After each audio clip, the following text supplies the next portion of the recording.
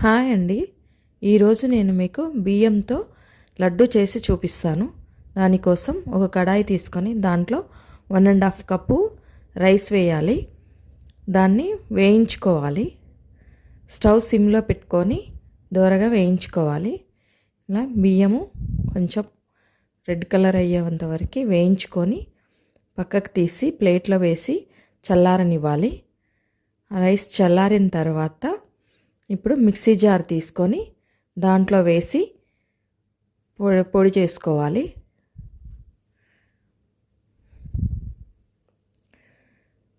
పొడి చేసుకోవాలి. దాంట్లోనే కొద్దిగా పుట్నాలు కూడా వేసుకోవాలి. వేసుకొని ఇప్పుడు ఆ పిండిని మళ్ళీ మిక్సీ పట్టుకోవాలి. మరి మెత్తగా పట్టుకోవద్దు, బరకగానే ఉంటుంది కొంచెం.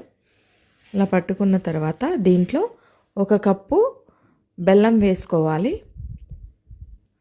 1 కప్పు బెల్లం వేసి దాన్ని రెండిటి కలిపి మెత్తగా గ్రైండ్ చేసుకోవాలి. ఇది కొంచెం బరకగానే ఉంచుకోవాలి, లేదంటే నోటికి చుట్టేసుకుంటుంది. బరకగానే ఉంటుంది. దాన్ని ఒక ప్లేట్లోకి తీసుకొని ఇప్పుడు నెయ్యి వేడి చేసుకోవాలి. ఒక 1/2 కప్పు నెయ్యి పడుతుంది దీనికి. ఒక 1/2 కప్పు నెయ్యిని వేడి చేసి దీంట్లో పోసుకోవాలి. దీంట్లో వేసి కలిపి మంచిగా కలుపుకొని గట్టిగా చేయితో పిసుకుతూ కలపాలి. అప్పుడే బాగా కలిసిపోతుంది పిండిలో. మంచిగా పిసుకుతూ బాగా కలుపుకోవాలి. నెయ్యి మంచిగా పిండికి పడుతుంది. కలిపిన తర్వాత ఇప్పుడు గట్టిగా ఉండలు చుట్టుకోవాలి. మనం ఉండలు చుడుతుంటే మనం పోసిన నెయ్యి మళ్ళీ మన చేతికి అంటుతుంది, వచ్చేస్తుంది బయటికి నెయ్యి.